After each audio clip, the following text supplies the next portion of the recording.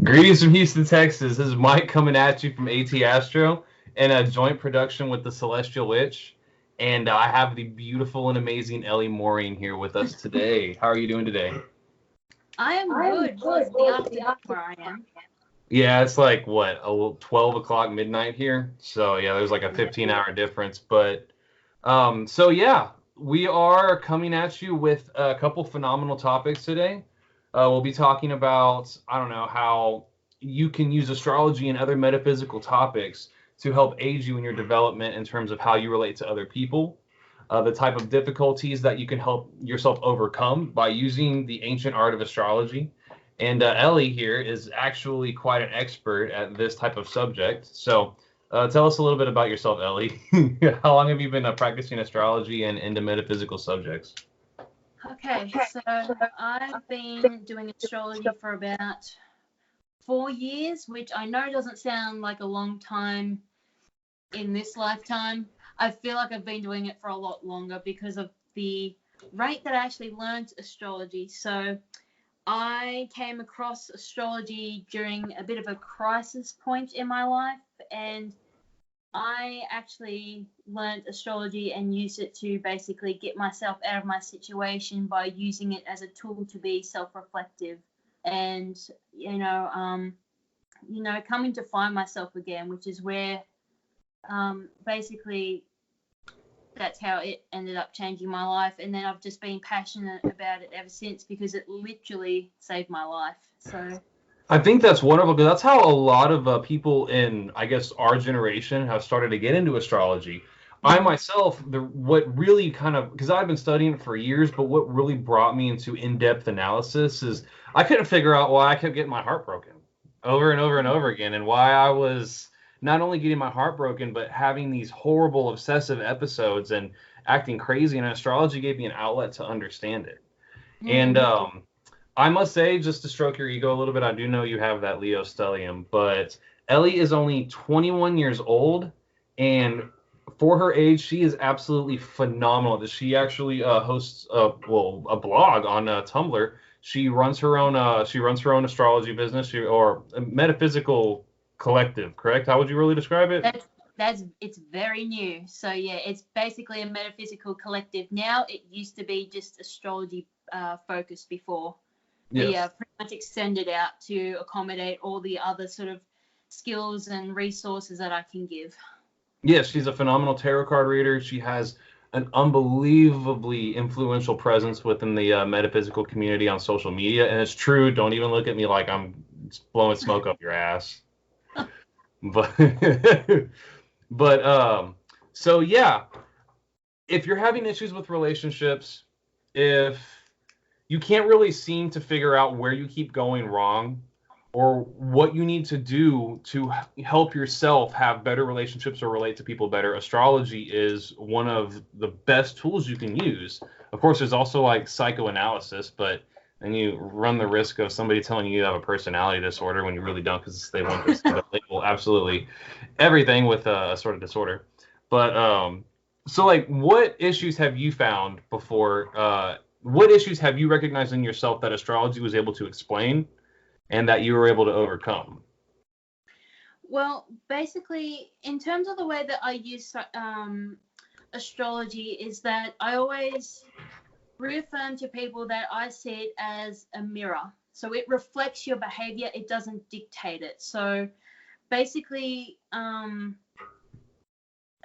so the way I learned astrology essentially was seeing people's behavior and then applying it to the chart, not the other way around, which is commonly how people start to use astrology, is that they'll see a placement and go like, oh, my Venus is in blah, blah, blah. That's why I'm whatever.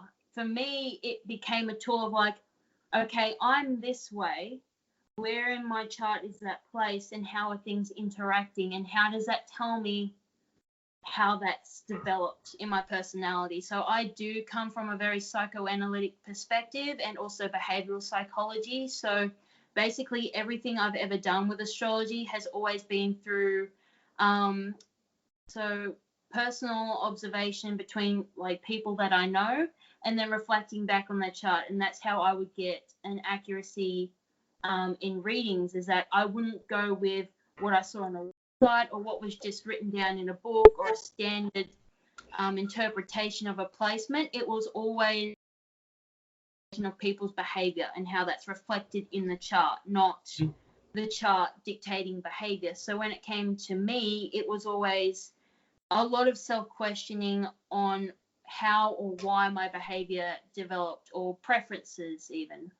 Well, that learning style is probably why you got so good so fast, to be honest.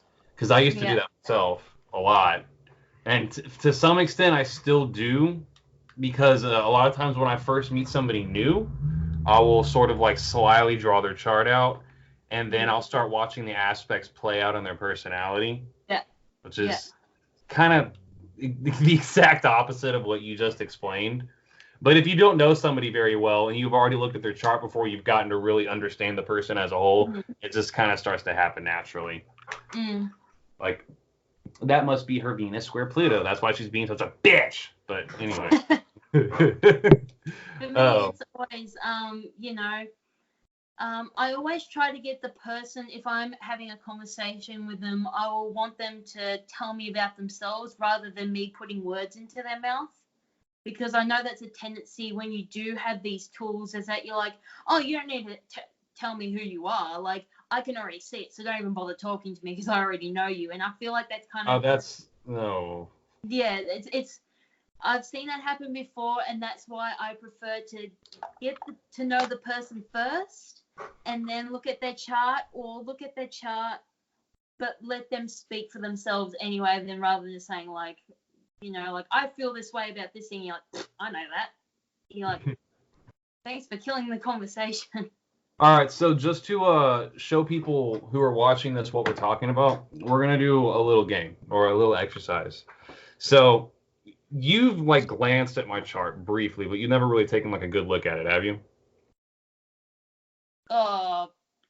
Maybe.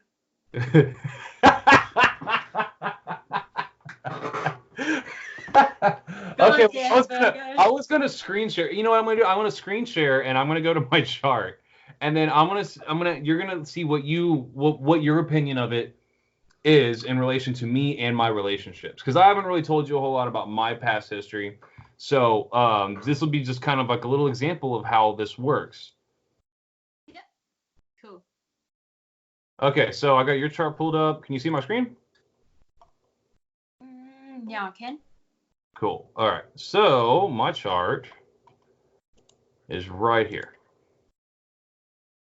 Mine's kind of DMWgos are always over-prepared. Yeah, so this is what I've got going on. So if you don't know much about astrology, you'll notice that there are the 12 signs, Aries, Taurus, Gemini, etc. There's also the 12 houses, and then there are the 10 planets that are evenly distributed throughout the chart that are all making aspects to each other, and there are also a couple asteroids thrown in there just to make it a little spicy. So what do you see about my chart in specific that sticks out in reference to my relationships? So basically, when I glance at a natal chart, my brain starts working like this, and I start picking up patterns really quick. So the first pattern that I noticed is that you've got Venus in Scorpio conjunct Pluto in your 6th house. I looked at your 7th house, which is ruled by Sagittarius. Sagittarius is ruled by Jupiter. Jupiter is in Virgo. So automatically I see this connection of like strong Virgo 6th house themes. And again, Jupiter is placed in the 4th house, which is a water house. And then you've got a water Venus. So I'm seeing this kind of interlapping thing between like, you can be quite like private when it comes to relationships in terms of taking the stance where it's not necessarily a wall that you have, but you like to keep a little bit of a distance, but you do in terms of relationships like to be the one to be of service, of giving some sort of help, but at the same time in terms of receiving that back, you probably are a bit like, it's okay, I got me, I just want to get you sort of thing. Yeah, and that's very true. There's an issue with the whole give and take dynamic. And then if when you were to see something like that in somebody else's chart, you could very easily be like, well, you give and give and give, and then you don't let them give back in the way that, they would probably like to, and then feelings of resentment can build up because of that. And then there's the Venus conjunct Pluto, which is just crazy. Absolutely. There's a lot of need for like privacy and personal privacy. So having Sagittarius in the 7th house and also the ruler in the 4th, it's like you're more likely to pull away from a relationship when your personal boundaries or your sort of safe spots or your privacy is threatened in any way, because you don't want anyone getting into your private space where you don't want them to be when you haven't given them the permission to be there, sort of thing. Yeah. But at the same time, you'll also notice, like, when you look at somebody's natal chart too, you will notice in what quadrant, what, fourth of the chart, or what, if the planets are all centered on the top or the bottom or the left or the right, and that can give you a lot of info into the person's general disposition. And the fact that I have most of my planets centered in this top right-hand quadrant means that even though I do have these issues related to my relationship, I very much, the relating to other people, the forming relationships with others, that's a very heavy, heavy theme. Mm-hmm. So let's take a look at, you mind if I disclose your chart? Sure. Yeah, some people get so weirded out about it, but I don't feel like it's something that you should hide. Your natal chart's your natal chart. If somebody knows your birthday, they can just look up the ephemeris anyway. No, for me, it's like, look, please see how strange I am and understand me. Please. Please. Okay, so with your chart, we see the descendant is in Sagittarius, so Jupiter rules the 7th house, just like in mine. And then Jupiter is in the 9th house, conjunct Pallas, actually. Intellectuals? No? Yeah. Yeah. And it is in hard aspect to the moon, which means if you see the ruler of the 7th house, hers is actually very well aspected with the exception of this one hard aspect to the moon, which means what she's necessarily looking for in her relationships, mm-hmm. yeah, and what she's actually needing in terms of emotional security, it takes a little bit of work for her to balance it out. And then we've also got Venus in the very showy sign of Leo in the 2nd house, conjunct Mercury. You're a talker. You're a talker and you like pretty things and gifts. Sorry? You're a talker and you like gifts. It's not so much that I like getting gifts, because having a 2nd house stellium, this is showing like, where I came from. So I already grew up with stuff. I love giving stuff, like giving stuff. Yeah. That's why I love making like all my blog posts are pretty much like a mile long, because I'm just like, I don't put a price tag on the information I give. I'm just like, take it all. People are like, whoa. Well, I mean, the Virgo sun being of service, the 2nd house stellium is a lot of weight a lot of weight placed in tangible items. Mm-hmm. Yeah.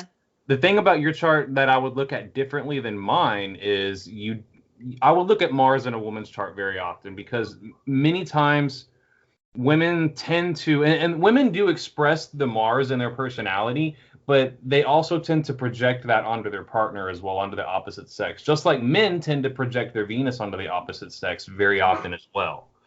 And the take it all thing, that's definitely the Mars in opposition to Neptune.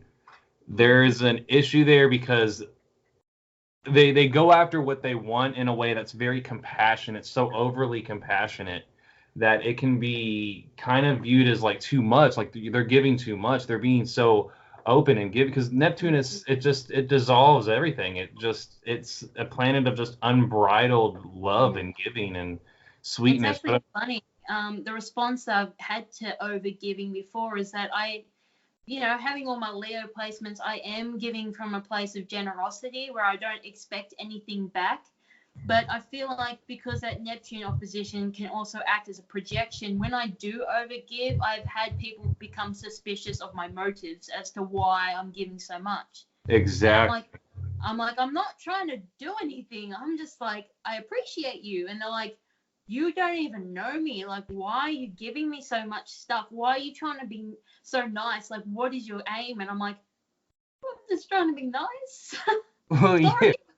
it's because you're using Neptune to fulfill your ego drive.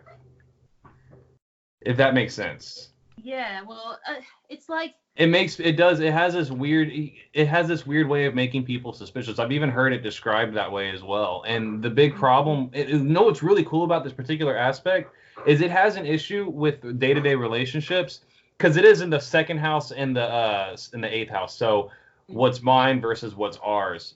But in a more like wider sense, when handled correctly, that particular opposition can be phenomenal for having the drive to go after your dreams.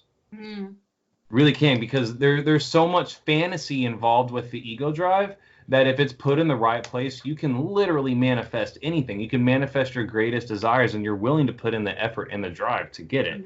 Also, the square from Saturn to Mars, while being considered a really rough aspect, if it's harnessed as well, can add even more drive to it. Well, that's the whole purpose of that T-square, is it's second house, eighth house energy, which is all my resources, and having the T-square in the 10th house is projected towards the career. So it's like, yeah, I can dream up a ton of crap, but it's like, do it. Like, don't just Neptune fantasize about it, actually do something. Yes. And that's the coolest thing about natal charts, and something that early learners of astrology sometimes have a hard time learning or grasping is hard aspects are not really bad. They're hard is kind of a misnomer. I honestly love squares. Yeah, do you know what the T in T square stands for? Tumultuous. Talent. It does. It really does. Yeah. So whenever you're looking at your natal chart, it's actually a good idea to understand that any of the weaknesses presented by the squares, the oppositions, even the minor hard aspects, the sesquiquadrats, the inconjunctions, they can be harnessed in a positive way. It's just a matter of understanding what your challenges are so that you can push them forward and, you can transform them into something that's doable and workable for you. Like, so when I do see squares in sorry. No, go. When I see squares in synastry, or when others have posted questions about seeing squares in synastry, they're like, oh, is this bad or whatever? But if you get squares between Mars and Moon, even though that can be a bit of a the Mars person can potentially emotionally aggravate the Moon person, it can also be quite a freaking hot aspect to have. Yeah, it's a very sexually charged aspect. I did a video about that recently. Oh yeah, Mars wants to put something into the Moon. That's why they have so many children. So you were telling me something earlier before we actually started recording about what you even need to look at first before you start worrying about whether or not you're compatible with somebody. What were you saying? Tell me, because it was just golden. It was golden. So when it comes to relationship astrology, a lot of people want to tend to jump into synastry or composite charts straight away. And it's yeah, that's great to getting to know how you're going to relate to the person on a one-to-one level. But if you are looking for long-term compatibility with someone, first you have to look at the individual chart. Don't even worry about the synastry first up, because you can have amazing synastry with someone. You can have trines and some nice squares to give it a little bit of zest.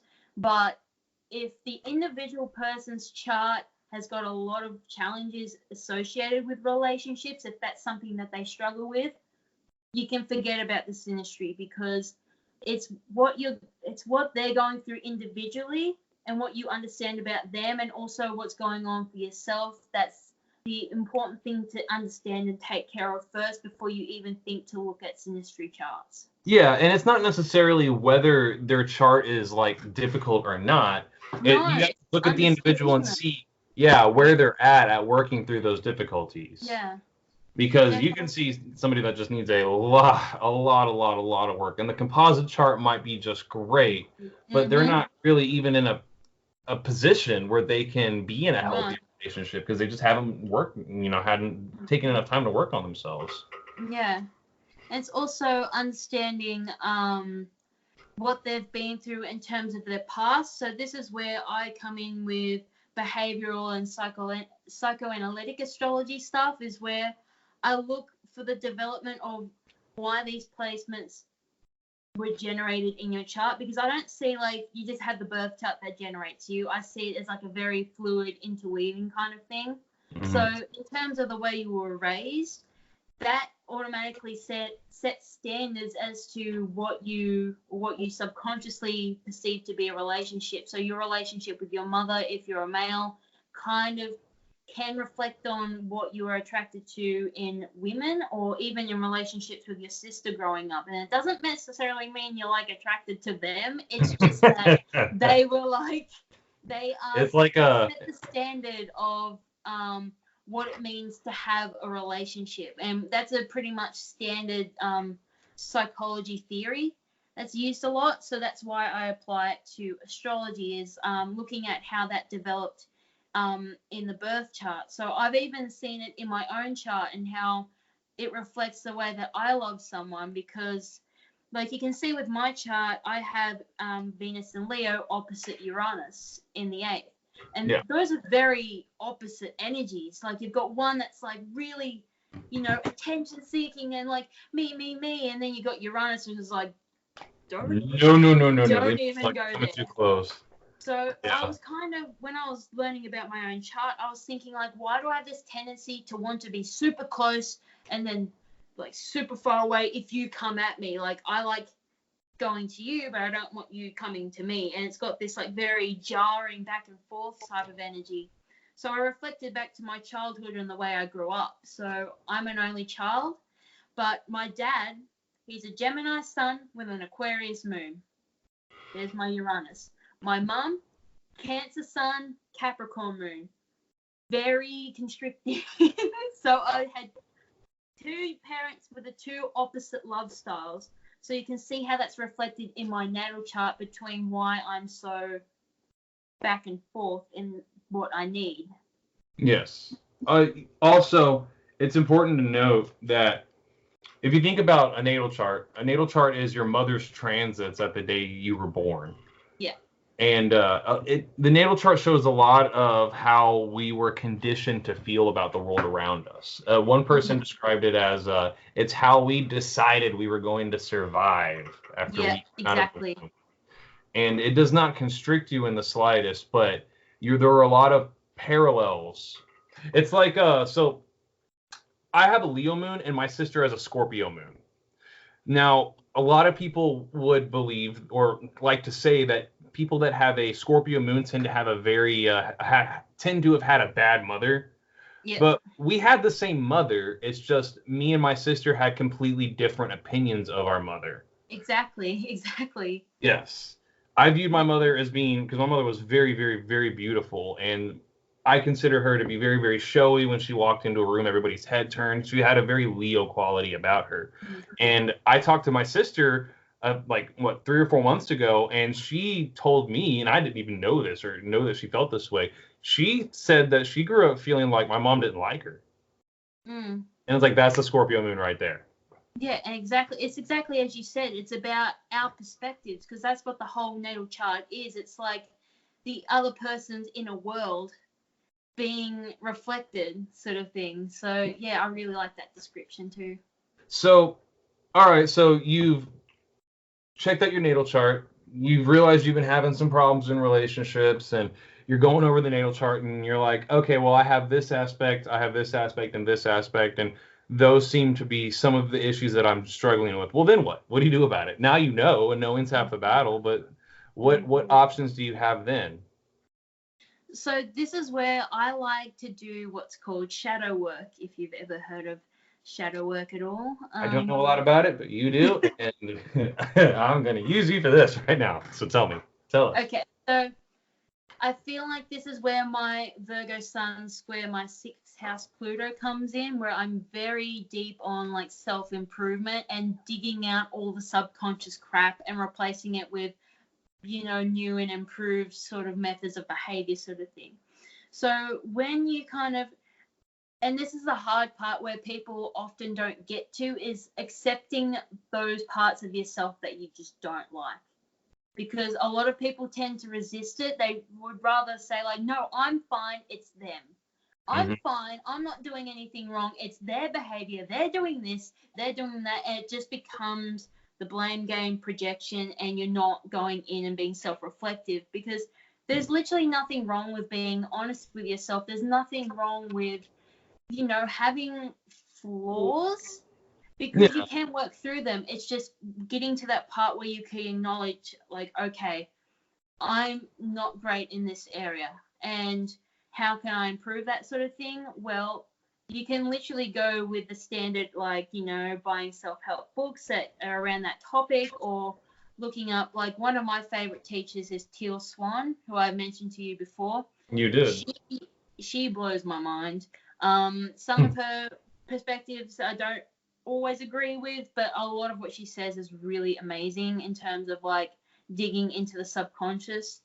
But you don't even have to go that far. You can even go to the bare basics, tap into your Mercury, and communicate to your partner or whoever you're with exactly what you're thinking, exactly what's going on, because a lot of the problem is that people either don't communicate because they don't want to stir up the other person, they don't want them to worry, they don't want to cause any concerns, so that's kind of like the diplomatic side, or they just try to avoid the situation entirely, which then causes problems. So it's learning about communicating, and I feel like this is kind of, my Venus conjunct Mercury plus third house Libra moon. That's what I'm all about, is like teaching people that it's okay to communicate your needs, because if you want your needs met, you have to declare them and say them openly, but you don't have to be demanding about it either. Yeah. It's a funny thing with relationships, and something that I've learned over time, and astrology has really helped me come to these conclusions, is people, well, actually, I'll just take a step back. For instance, whenever you look at synastry charts or composite charts for relationships, you usually see an even balance of difficult and flowing aspects, or even more commonly, a few more difficult than flowing. More on synastry, and then composite charts, you want to be kind of careful with those, but people are generally trying to work out issues within their personality through another individual. Yeah. And Pluto issues are notorious for people projecting them onto other people. Fears related to, abandonment, loss, inadequacy, insecurities. Yeah. I'm jealous of this person's behavior. I'm stalking this person on Instagram because they're going to do this, and that. It's not them. It's your own insecurities that you aren't coming to terms with. And so you're putting all of this evil within you on another person. And the sooner you recognize it, and the sooner you communicate it and start getting honest with yourself, the easier it is. Well, relationships are definitely the most deep and transformative things that we go through in life. And what I've come to find is, like, regardless of the synastry, like, you don't have to have this kind of perfect match. It's got to do with what's the whole energy of that other person. So relationships are essentially mirrors as well. So when you go into a relationship with someone, it becomes like the whole Libra balancing situation where there is a like attracts like. It's just that even upon first meeting, you get that instant, like, yeah, I really like this person, but it's not until further down the line where you come to learn what the lesson is being with that person. So, like, for me, in my current relationship with my partner, we're both Gemini rising, and we both have very difficult aspects to our Venus. Both Chiron, but he's got Saturn stuff, I've got Uranus stuff going on. So we both have this kind of challenge around deep intimacy and being really connected, but it looks nothing like each other in the chart. Yeah. They look different, but it's the same kind of story. Exactly. It's just being presented in a slightly different way. Yeah. So what's your experiences? Yeah. I'm just going to go on a little segue real fast. What's your opinion on Chiron? Actually, hold So actually, I bought this book by Barbara Hand Clow on Chiron, and it's actually a phenomenal read. I haven't had a chance to go through the whole thing, but it's been outlining a lot of, because I have Chiron conjunct the moon, Yeah. which is a lot of emotional trauma that I do tend to project onto my relationships, and it comes through in a very difficult and painful way. But what is your particular opinion of Chiron? Because it's kind of misunderstood and not talked about a lot. So have you ever seen my post I wrote on Chiron like 2 years ago? Actually, no, I did not. I've read several of your articles, but not that one.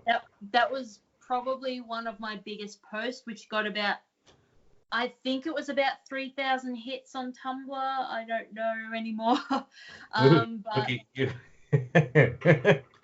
don't know anymore. I don't even look at Tumblr anymore. Her blogs, I literally just write articles. Ellie's blogs and her articles are amazing. I will be posting links to them down below, as well as links to a couple other things. Definitely the Chiron one. Definitely the Chiron one, because so basically what I said in the beginning of the talk was about the way that I learn astrology, which is like I could not find any content on Chiron. Like I got like a few articles here and there kind of describing what it is, what it does, and I'm like, it's not enough. And I tried to look for descriptions on InSign and House. I couldn't find anything. So I'm like, I'm going to write something then. So basically what I do is that I have a collection of about 40 charts of people that I know in real life. I download them all, and then I list out all their Chiron placements, and I just go through them all. And then basically what I do is that I have the key concept of what Chiron means, and then I watch their behavior. And what I came to find with Chiron is that it's definitely a childhood wound, and it's something that we can't really mend ourselves, but because it's something that's so painful for us, we can empathize with other people who are going through the same thing, and that's where we can teach other people. But I see Chiron's energy has got like a Plutonic kind of energy, but Pluto can deconstruct something and then regenerate itself into something new. Chiron doesn't really do that. It's like that still pain sort of feeling, but it just keeps kind of seeping back into itself and not really pushing forward. Not to say that, wherever your Chiron is, like, you're doomed. It's not that. No. It's just that it can be a reoccurring pain spot for you that manifests in different ways. So for me personally, I have Chiron exactly square my Venus.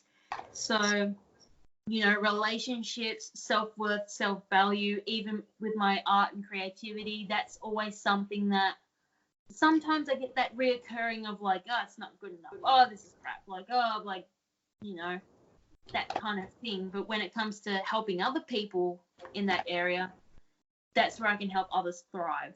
Yes. What about Chiron and synastry? What have you noticed about that? I've actually seen some pretty... In fact, just for example, I was involved with somebody. It actually ended up being very painful, and it might not be over. I don't know. But the other person's north node was conjunct my Chiron exactly, as well as my moon by like 2 degrees, but Chiron exactly. So do you think that Chiron, when it's activated in synastry, it can actually be beneficial for the other person, or is it more of detriment for the Chiron person? I'm not entirely sure. Like I know that's where Chiron gets interesting, because how it operates, like what it means in a person's natal chart, and how it operates. Because it's your amazing. Chiron. It's not that you're inflicting pain on another person sort of thing. It's because it's your Chiron. It's your sort of pain spot. So it's like however that person's, I think it would depend on the planetary energy, because if it's someone else's Chiron and, well, it's your moon, there's a lot of emotional intensity in that aspect. So I feel like depending on the planet, it would sort of dictate the type of energy that would be going on. So if it was like Mars and Chiron, or Saturn and Chiron, or if it's something like Venus and Chiron, or Moon and Chiron, I feel like Yeah, it would really depend on the type of energies that are being played out, because I don't feel like Chiron itself, it's not really about the other person, if you know what I mean. It's not like an outwards projecting kind of energy. It's all about what's going on the inside for that person. But that's where it gets interesting, because Chiron is supposedly the planet that it's a wound within ourselves, but it's also something we can use to help others. Yeah. And that's an interesting, like, it's an interesting debate. Is I don't feel astrologers are tackling this subject. They're dancing around Chiron. They're referencing to the mythological story of Chiron, the centaur, and the symbolism behind it, but nobody's really sitting down and explaining in depth like how it operates. And that's what's bothering me. And actually, I have been doing research. It's just not concise. It's not concentric enough right now for me to actually present in a way that's presentable. Yeah, well, I did my Chiron post like 2 years ago, and because I'm obviously at university doing a third year degree, I haven't really had time to do studies anymore, which is kind of annoying and disappointing for myself. But that would be something that I would have to go back and do, and go through that whole process again, where I've got I've got the understanding of what the Chiron is for the individual, but how is that applied in synastry? Because like I said, I don't like necessarily presenting anything that I haven't done the analytical research on, if you know what I mean. I'd like to know that things work. I like to test things, do like a scientific type of way of doing things, just to make sure that it works, not that I'm making a guess. That's the wonderful thing about astrology, is for the most part it is actually, despite the fact that many people will snuff at it and call it a pseudoscience, it is statistically accurate. Yeah. And that's so lovely about it. But luckily, the astrological community is very strong right now, and I think us as a community, we are on a much wider scale than ever before, practicing experiments and doing our own research, and instead of just reading things out of a book and holding it as true, we're actually going out and taking these methods and putting them into practice into everyday life. And I believe that further understanding of Chiron is right around the corner. Hopefully, me and you will be part of the new emergence of this enlightenment in relation to this planetoid. But so we were talking earlier about a couple other methods that you like to use in terms of your business. Tarot cards. Yeah. All my stuff is up here. Well, these are my babies. These are my regulars. The traditional Rider-Waite. I did. Come on, just come. Don't be shy. Yeah, so I got just my regular Rider-Waite tarot, which they're starting to get a bit scuffed because they're a bit loved, but that's how they should be.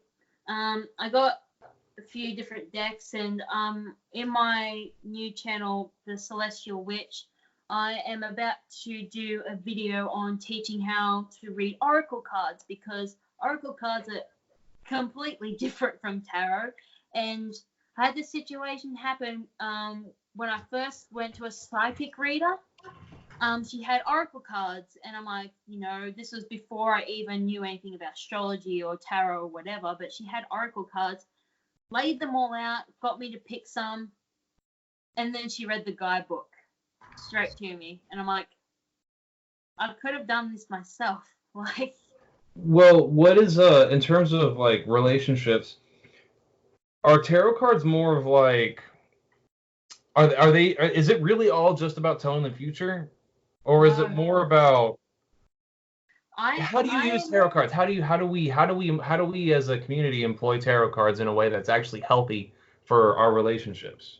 So I am very eclectic in the way that I do readings for other people. So I love to combine stuff. Like, I will throw in astrology and tarot and oracle, because essentially you're getting the same message. But when I've combined tarot with astrology, tarot has helped me really focus in on what's most important for that individual. So especially when I've done like life path readings for people, because you look at the North Node and it's like, oh, sign house, maybe some planets aspecting, but you still got this broad scope of what that could mean for that person. You pull a few cards, it will like narrow it down to what's important for that individual in front of all those interpretations that could be in the astrological chart. So when it comes to using tarot versus astrology, I don't think they are one's better than the other. They are two different systems that can really be amazing when used together. But when they're used for relationships, you can do different spreads with tarot to get more of a story in terms of where relationship could be heading, sort of thing, rather than, because I prefer tarot for more predictive type of work or seeing what the potential outcome could be, rather than transits in astrology. Because I feel like transits can be quite vague, because you're like, well, there's other methods. I actually specialize in predictive analysis with astrology. Yeah. I do for me, I do psychoanalytics, so I'm like, yes, with the transits. we've got our own style. She's actually, I'm gonna be very transparent here. I can read the hell out of a natal chart, but Ellie here is probably much better at it than I am. However, when it comes to predictive analysis, I don't like to toot my own horn, but I'm probably one of the best out there. But we all have our own strengths with readings as well, which is something that what I recommend to beginner readers is that, don't try and be great at everything, because you don't have to be. Find what you like and then focus in and specializing on that. You don't have to be great at relationship readings if you're interested in career and business readings. You don't have to do that stuff. You can literally specialize in whatever interests you the most. You could specialize in doing readings of celebrities, or don't ever feel like you have to be great at everything, because like for me as an astrologer, I'm not the type of person that you come to for an astrology reading to do predictive stuff. Tarot, I might be better at that for predictive work, but when it comes to like finding life paths, skills, talents, behavioral stuff, then I could do astrology. But, like you said, you were way better at the predictive stuff than maybe me. What's really cool about tarot, though, is tarot... Okay, so just for instance, today I actually had a tarot card reading. Cool. A woman gave me a tarot card reading. I asked for a love reading.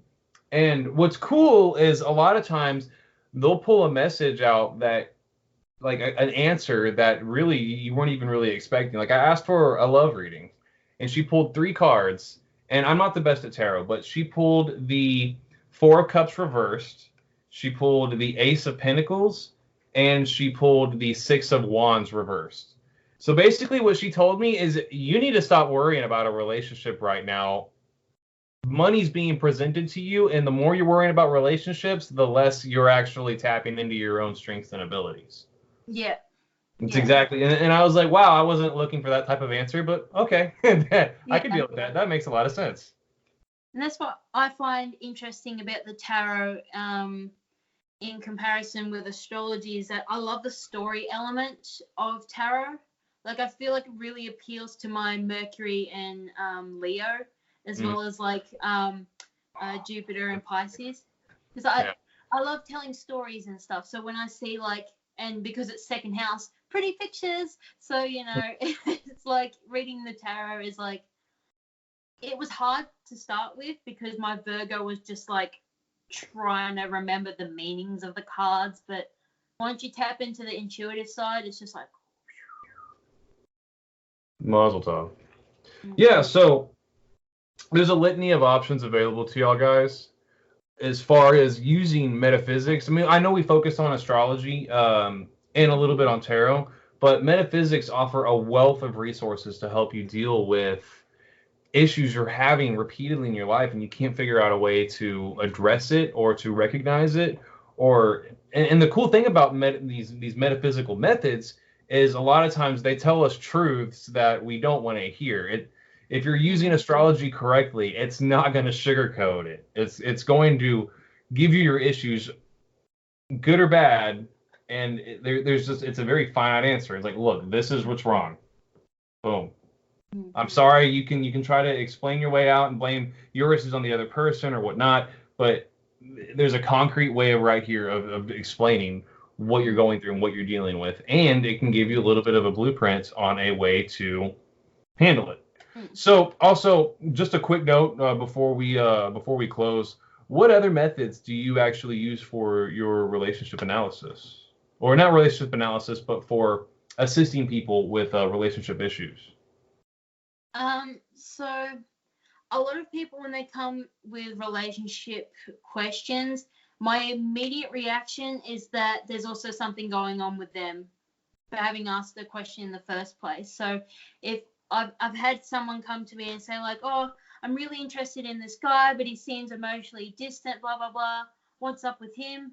So I would look at his chart, explain a bit about him, but then I would turn it to the person who asked the question, because I'm like, why are you so focused on this person who's seemingly uninterested in you? What's going on with your own stuff that you feel the need to push into someone who may not be showing any interest in you? So what's your stuff that needs to be looked at? Not just focusing on who they're focusing on, but going like, okay, there's them, but then there's you. Mm-hmm. Yeah. Absolutely. It's self-actualization, but like, do you actually use any other techniques other than astrology or tarot? In terms of divination methods, not really. I tend to stick with them, but also just my own intuition. Like, sometimes I'll get hits of like information where I'm just like, I just feel the need to say this, whatever it is. I may not even understand what I'm talking about at the time, but it will completely resonate with the other person, and I'm like, cool. Let's do it. Yeah. Beautiful. Well, it was a pleasure actually having you on here today. Yes, finally got there after planning and vacillating and going back and forth between what we wanted to do, but we actually hopefully will be able to produce some more content together in the future. If you're down, I'd love to have you as a regular guest on ATS. Like, we could do more. We could do way more. Oh yeah, beautiful. Well, thank you so much, guys. We'll be posting links to Ellie's, to I guess a lot of her different social media accounts. Gemini rising, my focus is like, I'm going to do this, I'm going to do that, I'm going to do that. I'll post information with how to contact Ellie and how to get access to her blogs, as well as her channel down below, as well as access to contact me, because I do offer consultations, and Ellie offers consultations as well. And I will be in the future. At the moment, I'm like trying to get stuff together, but I will be. Very shortly. I'm a pusher. Yeah. But so yeah, thank you so much, guys. It's been a pleasure talking to y'all. My name's Mike. And I'm Ellie. Till next time. See ya.